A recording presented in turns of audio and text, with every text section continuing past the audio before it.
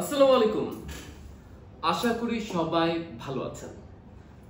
আজকে কথা বলতে চাই খুবই জনপ্রিয় একটা প্রসিডিউর নিয়ে, যেই প্রসিডিউরটার ব্যাপারে আপনারা অনেকেই আমার কাছে জানতে চেয়েছেন, এবং এই প্রসিডিউরের নাম PRP, that means platelet rich plasma. এখন এই টপিকে বলার আগে আমি বলতে চাই যে প্লেটলেট রিচ প্লাজমা জিনিসটা কি। সেটা হচ্ছে আপনার এই রক্তের একটা অংশ, যেই অংশটায় প্লেটলেটের কনসেন্ট্রেশনটা বেশি থাকে, সেই কনসেন্ট্রেশনেই দেখা যাচ্ছে অন্যান্য গ্রোথ ফ্যাক্টর গুলো বেশি থাকে। তাই আমরা যদি রক্ত থেকে সেই অংশটাকে আলাদা করে একটা স্পেসিফিক এরিয়ায় ইনজেক্ট করে আসতে পারি, সেই থেরাপিটার নামই হচ্ছে পিআরপি থেরাপি বা প্লেটলেট রিচ প্লাজমা থেরাপি। এখন কথা হতে পারে যে এটা কিভাবে কাজ করে, হাউ ইট ওয়ার্কস। পিআরপির কাজ করার পিছনে যে কনসেপ্টটা, সেটা হচ্ছে রিজেনারেটিভ মেডিসিন, অর্থাৎ আমাদের রক্তেই কিন্তু সেই উপাদানগুলো থাকে যেটা আমাদের টিস্যু রিজেনারেশনে হেল্প করে। এখন রক্ত থেকে সেই উপাদানের কনসেন্ট্রেশন বেশি এমন অংশ যদি আলাদা করে নেওয়া যায় এবং এমন কোনো জায়গায় দেওয়া যায় সেখানে আমরা টিস্যু রিজেনারেশন চাচ্ছি, যেখানে টিস্যু ক্ষয় হয়ে যাচ্ছে কিন্তু আমি চাচ্ছি নতুন করে টিস্যু আসুক, সেই জায়গায় পিআরপি চমৎকারভাবে কাজ করে একটা রিজেনারেটিভ মেডিসিন কনসেপ্টের উপর বেস করে। এরপরে কথা আসতে পারে যে কোথায় পিআরপি ব্যবহার করবেন, ওয়ে টু ইউজ। প্রথম কথা, পিআরপির যেমন অ্যাস্থেটিক ইউজ আছে, এটা ছাড়াও কিছু ক্লিনিক্যাল ইউজও আছে। এখন আমরা অ্যাস্থেটিক ইউজের মধ্যে কি হতে পারে, যেমন ধরেন মানুষের বয়স বাড়ার সাথে সাথে তার চামড়ার যে ডার্মিস সেটা কিন্তু পাতলা হতে থাকে, এবং এই কারণেই দেখবেন যে মানুষের ভাঁজ বোঝা যায়, মুখের গ্লোটা কমে যায়, চেহারার রঙে পরিবর্তন আসে। এইসব জায়গায় অর্থাৎ ফেশিয়াল রিজুভেনেশনের ক্ষেত্রে পিআরপি কিন্তু একটা চমৎকার থেরাপি হতে পারে, যেটা আপনার ডার্মিসকে আরো উজ্জ্বল এবং চেহারাকে আরো বেশি প্রাণবন্ত করবে।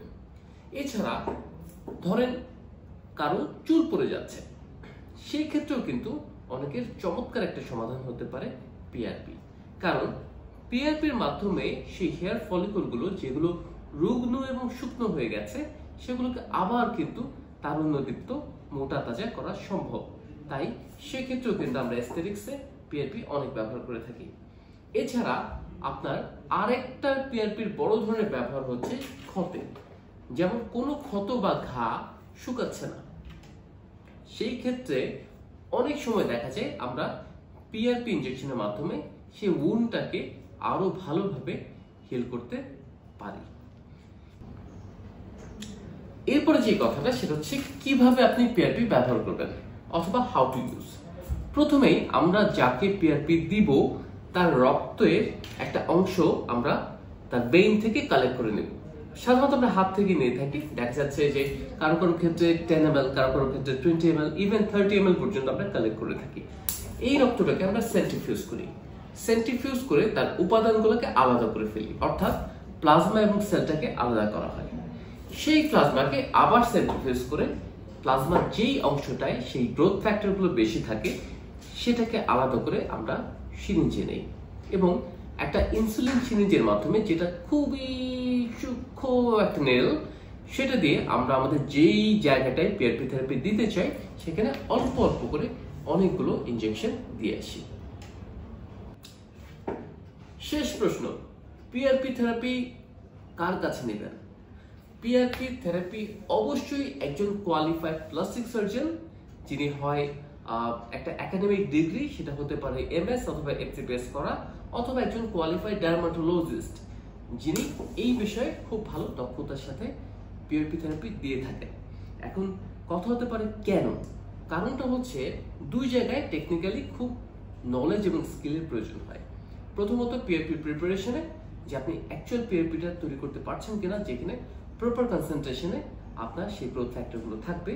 আর দ্বিতীয়ত হচ্ছে পিআরপি ইনজেকশনে, যে আপনি কতটুকু পিআরপি কিভাবে ইনজেক্ট করলে আপনার পেশেন্ট একটা চমৎকার রেজাল্ট পেতে পারে। তাই সবাই ভালো থাকবেন এবং পিআরপি নেওয়ার ব্যাপারে একেবারেই দ্বিধার কিছু নেই।